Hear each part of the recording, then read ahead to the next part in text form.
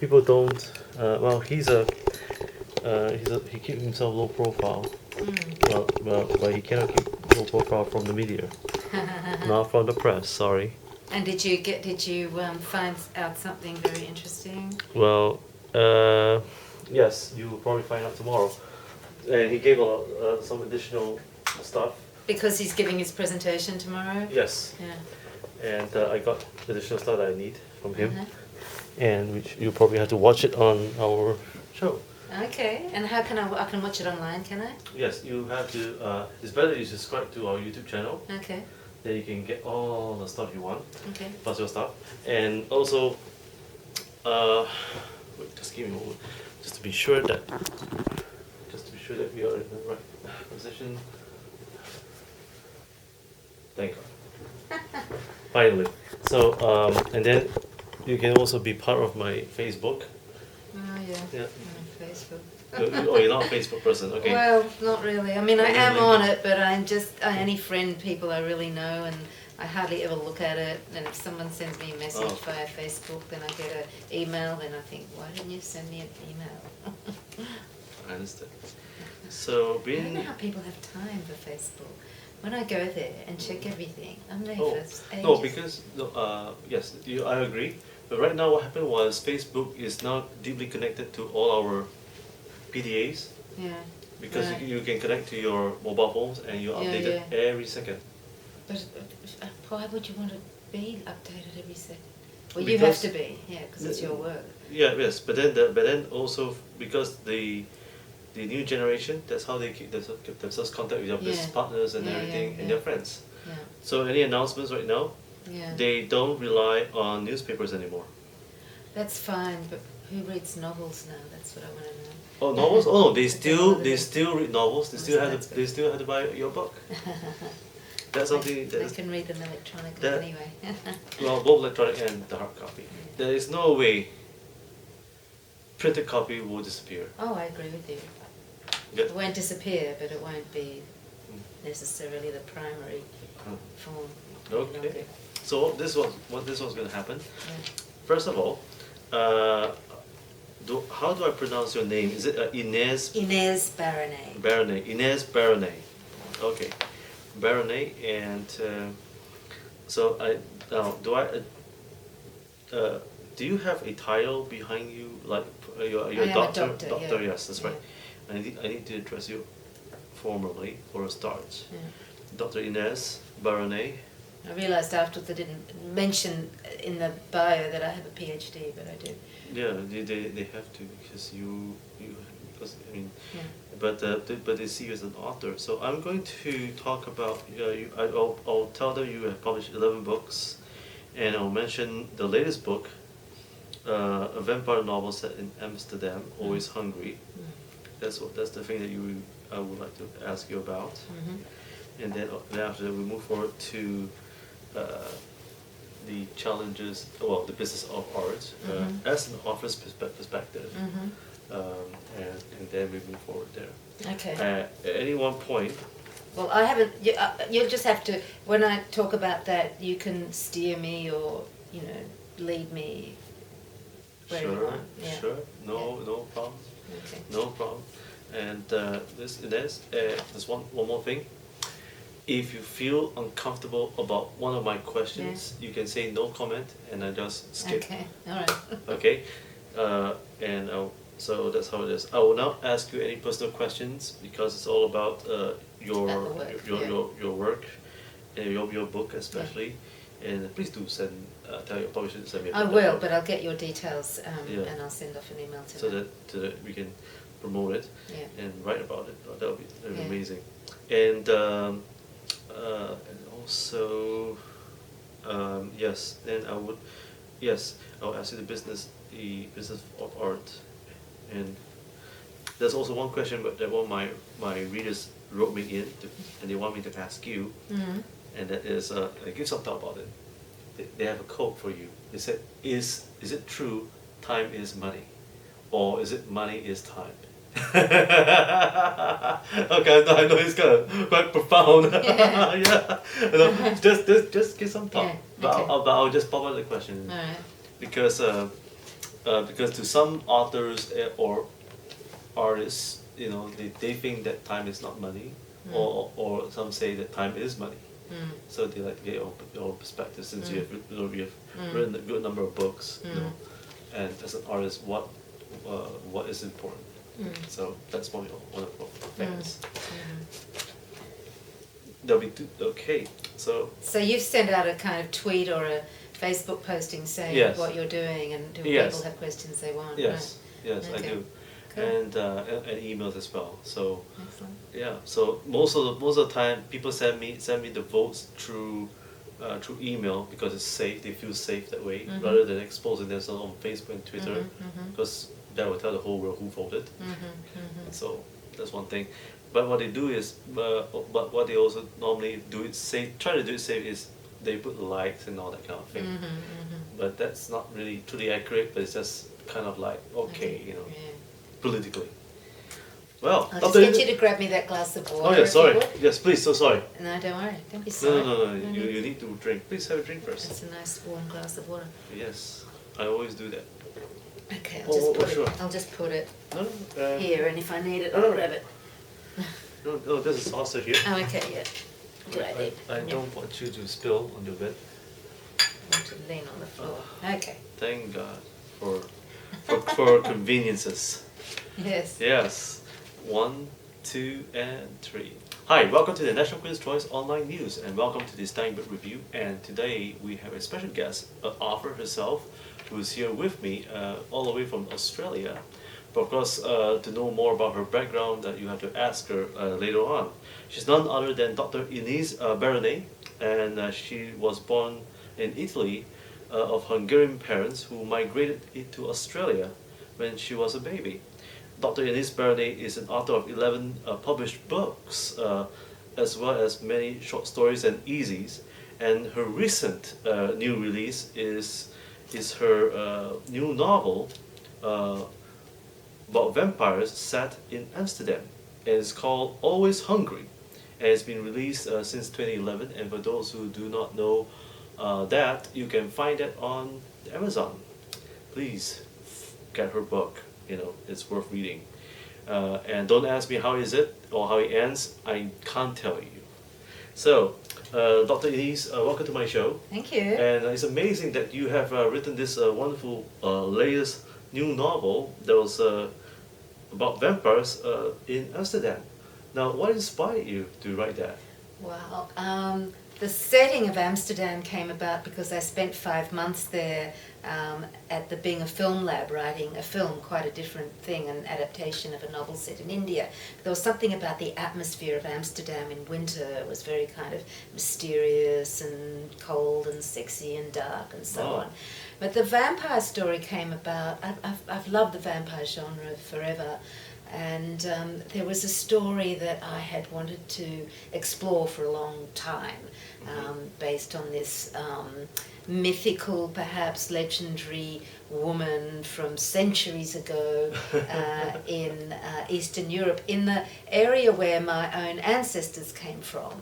And I had this kind of feeling since childhood that my own past is shrouded, my ancestral past is shrouded in mystery and ignorance, so that she was a kind of mythical ancestor. And there was also a film called The Hunger, an early 1980s film, with the Catherine Deneuve and Susan Sarandon and David Bowie, very kind of camp and stylish vampire film, and that was also one of the inspirations. Now, is that glasses that you're wearing was part of the inspiration, because it looks so gothic? These are fairly new glasses, actually. Oh, okay. So you're still carrying on the phantom of the vampires then? Maybe I've always been that way, born that way. Now about vampires, what was the process behind writing the book? Did you actually interview a number of vampires? Yeah. Vampire fans, and did you actually watch a lot of vampire movies? Well, I had in the past. It's in the culture. I actually hadn't at that time read a lot of the newly fashionable vampire fiction, which is young people's fiction and so on. Like Twilight. Yeah, that I hadn't looked. I have since, but at that time I wasn't across that at all. No, it came from these inspirations from the past and from imagination and from years ago when I read a number of vampire fictions, including the original Bram Stoker Dracula. And I actually, for one semester, one year, taught a course, a popular fiction course at university on vampire fiction. And what fascinated me is that vampires, every era reinvents what vampires are. And vampire stories are capable of so many different meanings and different kinds of symbolism, and each age retells vampire stories. It's an undying genre like vampires themselves. And although I was aware at the edge of my consciousness that there was a fashion in kind of teen vampire, that wasn't what interested me. Mine's a very adult book in every sense. Now, moving forward, you also have published a book entitled The Age of Bali. It is becoming one of the bestsellers so far. Tell us about your inspiration behind The Age of Bali, and why is it so successful? The Age of Bali is a novel that is about tourists in Bali, which is a very popular tourist destination and has been for a long time, but increasingly so.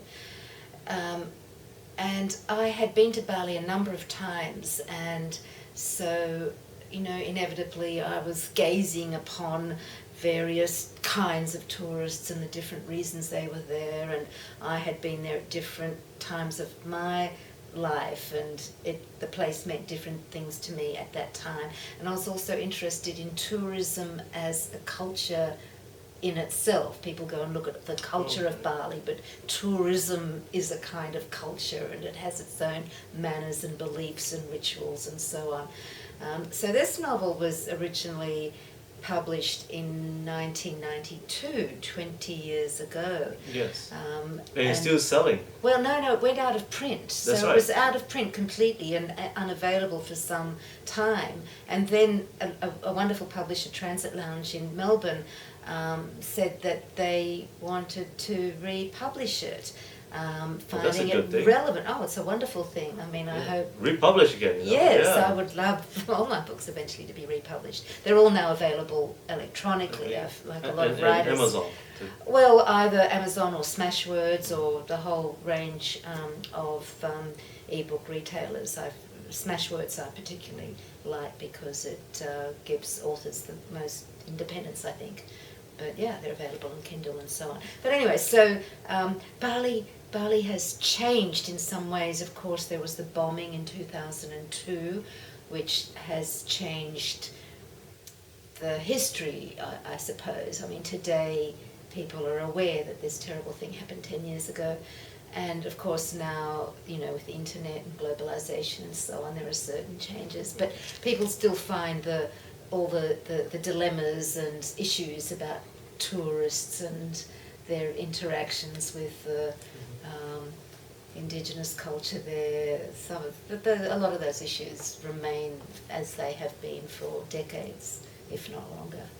Amazing. Now, what's your inspiration behind this book? Was it because of your visits to Bali may have caught on you in your spirit to write this book?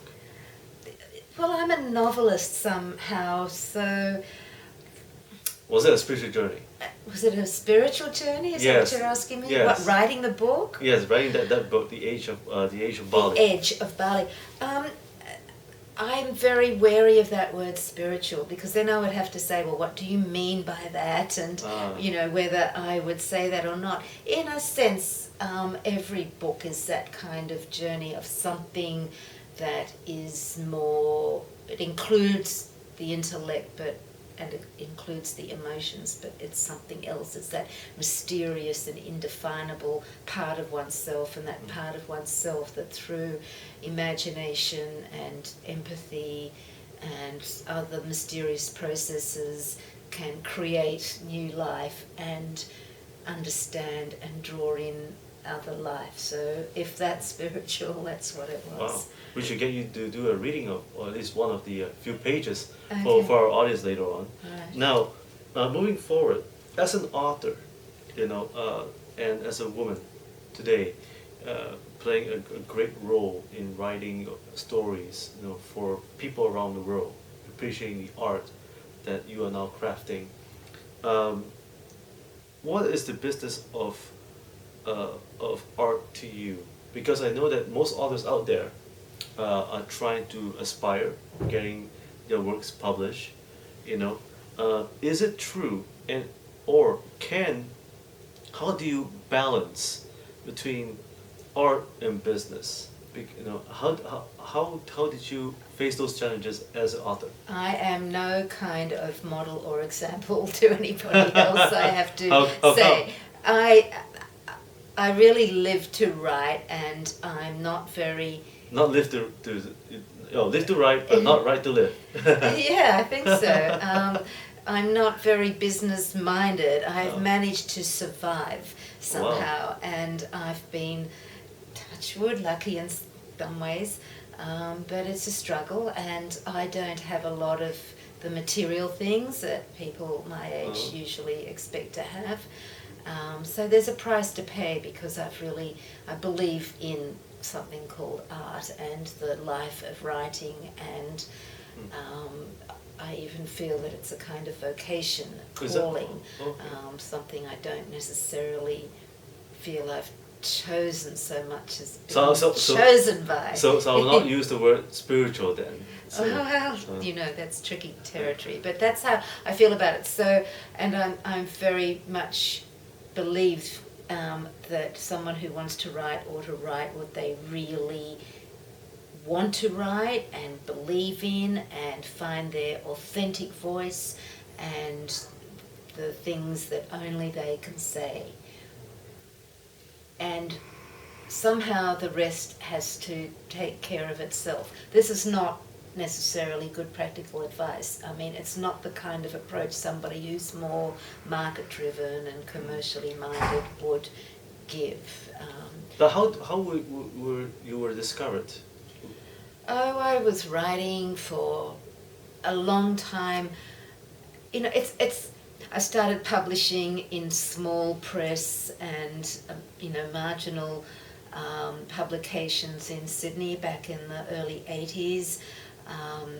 There were no creative writing courses at universities in those days. People formed groups socially, and one of the big steps for me was when I was introduced to a women's writers group, Sydney Women Writers Group, and that was where I read my work to others for the first time, and I call it where I came out as a writer. I'd been in the closet as a writer, and I came out and said, yes, I'm a writer. And bit by bit things got published in those kinds of non-mainstream forms that continue to exist, if in different forms these days. And I had worked on my first novel. It took a long time to get published, but again it was through people starting to know my short work and connections, and then somebody who liked my work eventually was put in a position as a commissioning editor at a large publisher, and called me up and said, where's that manuscript of yours? Wow. And which was your very first manuscript that was first published? It's a novel called Between Careers. Oh, wow. Yeah, it's set in Sydney in the 1970s. Oh, that's amazing. Now, you must have had an amazing career then, since then? Since my first novel was published? Yes. Well, I continued to write and be published. One of the things that turned out lucky about having to wait so long until it was published is that by the time I was well at work on my second novel. And so the second novel came out within a year after the first, although I'd been working on it for many years already. And then I also had a book of short prose published. So I had 3 books published in 12 months. So it was like overnight I was there. But this actually represented 10 years of work. One of the disadvantages, although it can seem very lucky for somebody, especially a young writer, to have their first book published as soon as they've finished it. There's a very famous problem called the second novel problem, which I didn't have because of having to wait so long. After the first novel takes you as many years as you have lived, really, and then you have to produce a second one pretty soon afterwards, or people go, what happened? But a novel can take a long time, and sometimes it should take a long time. Really? So Yeah. Why do you believe that a novel should take a long time to write? Because not all novels do, but each novel needs as long as it needs. I mean, Always Hungry, the vampire novel, actually took less time than anything else. I actually wrote that one as a screenplay first. Oh, I okay. envisaged it as a film, and I wrote it first as a screenplay, and there was film interest, but these things can take a long, long time. So then in a kind of reverse adaptation, I turned it into a novel. Other novels can take years, because I think many wonderful novels, one of their values is that there's a lot of time in them, and if a writer has taken a lot of time to craft it and to keep rewriting and refining and working on the structure, and knowing that a draft is not the final novel, it's just a draft, that only improves the work. And the more time and thought a writer puts into it, the more a reader can discover in it. I mean, there's a place for those novels that we read for entertainment, and we whiz through them, and they're a lot of fun, but once you've read them, you've read them. But a novel that you can savour and go back to and keep discovering new things in it is usually a novel that a writer has spent considerable time over. Now, what is a good novel to you?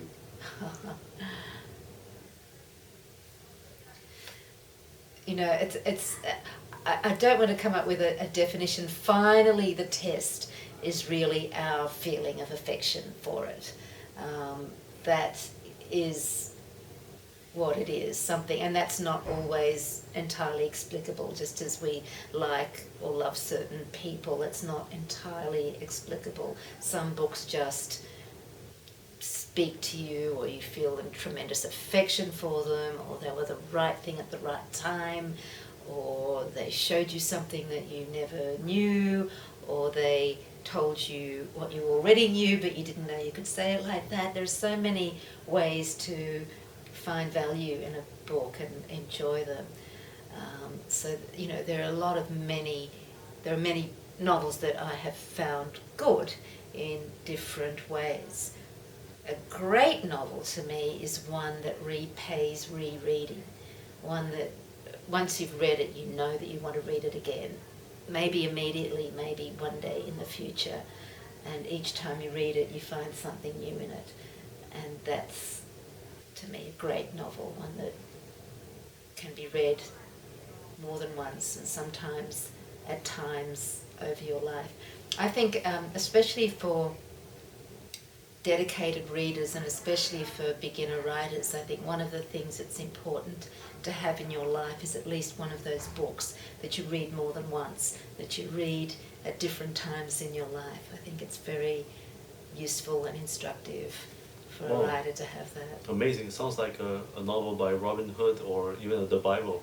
That's one of the best sellers today. But let me ask you this then, since you said that a good novel is a book that is read probably a few times in a lifetime or so. When was the last book that you've read? Probably you had read through twice. Oh, I'm just rereading something now that I've read at least twice before, which is a short novel or a long story by Henry James called The Turn of the Screw. And I like that. Yeah. I just read something about it, that reminded me, and I thought, I want to read that again. I read, James is somebody I've read a couple of his novels more than once. There are quite a few, actually. Increasingly, I go back to the classics, either ones I've read before or ones I haven't read. As time runs out, there are more and more and more books all the time, but less and less time, it seems, at this in the present and ahead. So the tried and true, those books that have withstood the test of time are often the most rewarding to read. So you've been lucky that someone has found your talent, your work, and your publisher pick up your work and publish it, your first novel, and subsequently your subsequent novels as well. It must have been an amazing journey for you. What is it like to feel lucky?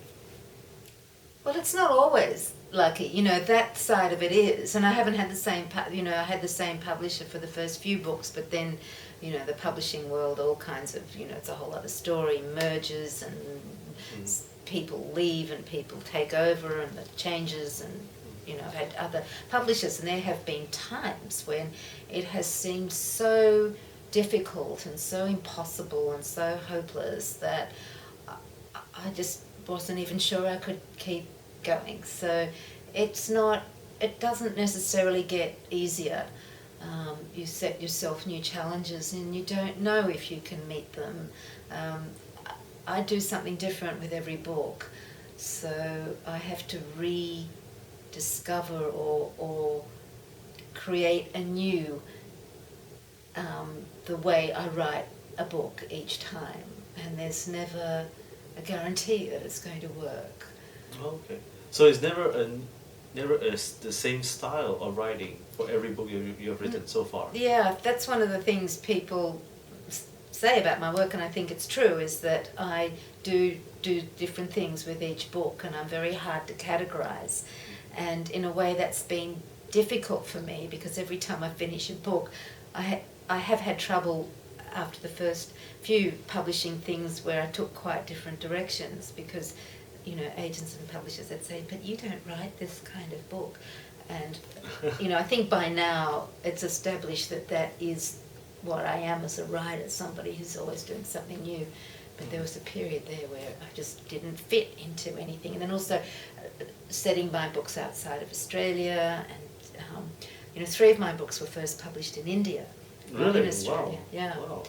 And but that was sort of paradoxically, it made it harder to get published again in Australia in the short term. Wow. Now, as a writer, an author, or should I call you an artist as well, you have been exercising your craft, for some time, and those challenges that you have faced, after the first few novels that you've been published, and you said that the publishers would then had to evaluate your new form of writing, did you have any management that manages your portfolio before? No. So I've been on my own. I had an agent for a while, early in my career I had an agent, and when I wrote a particular novel, it was called Sheila Power, and it's it's an entertainment. It's called Sheila Power and Entertainment. It was a entertaining kind of comic and sexy and novel about anyway, all kinds of things. But this agent sort of looked at it and said, it's a real page turner, but I don't know that market.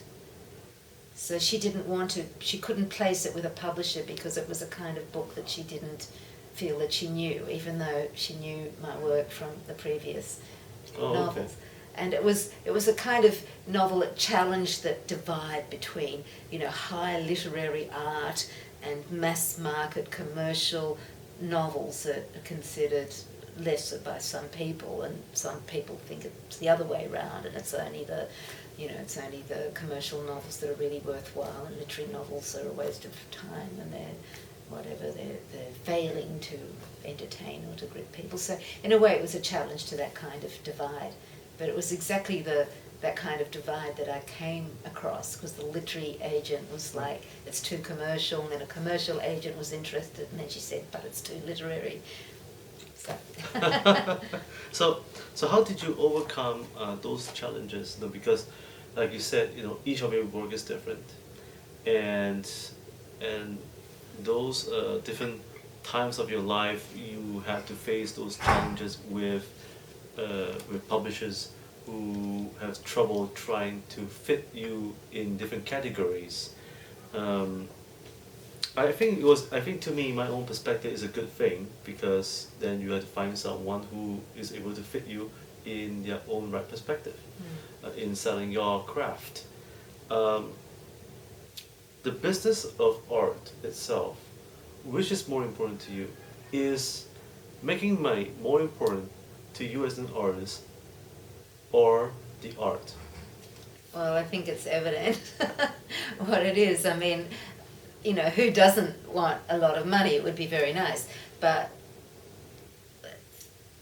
I have to write the way I write, and I have to follow whatever the driving impulse is to write as well as I can and do the thing that my imagination and my intellect and my spirit drive me to do, and then see what the consequences are.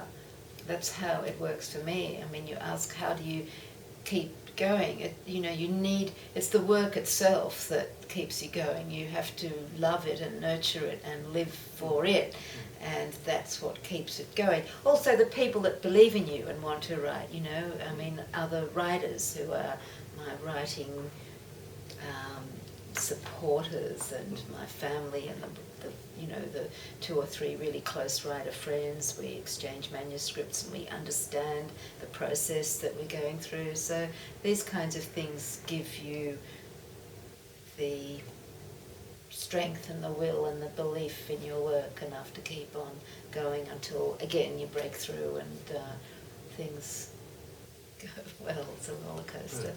No, for an accomplished writer, author, author today, what advice would you give for aspiring writers who are managing, the itinerary themselves because they can't afford a manager, or because no one believes in them, and like yourself, you've been doing this on your own. I mean, it's amazing, and you manage yourself, yourself as a manager and as an artist, I could use some help. There are certain kinds of things that I'm still not able to do, especially in this new era where electronic books are important, and there's new kinds of ways that one needs to find readers, to connect the readers with the books. But putting that aside, I mean, in other ways, it's the same as it ever was. If you want to write badly enough, nothing can stop you. You must do it, and you must keep on, working and practicing and getting better at it, finding teachers where you can, finding other like-minded people who understand and share and therefore encourage. And the possibilities for young writers now, in a way, it's harder than ever to get published in the mainstream, with a big commercial corporate publisher, but easier to find all kinds of alternatives to that as well. So it's a new world of possibilities. What sort of skills and criteria have you adopted, in managing yourself, and also having to manage, with the direct source like publishers, and event management companies who wish to invite you to speak and all that. Because some of the writers out there, they do not know what sort of skills they have to learn to adapt to those conditions, and so. Could you share some experience on that? One thing in Australia, I don't know whether it's true in Singapore. We have a society of authors, which is like a union for writers, and this is a fantastic thing. It's our union, and it looks after our interests, and you can get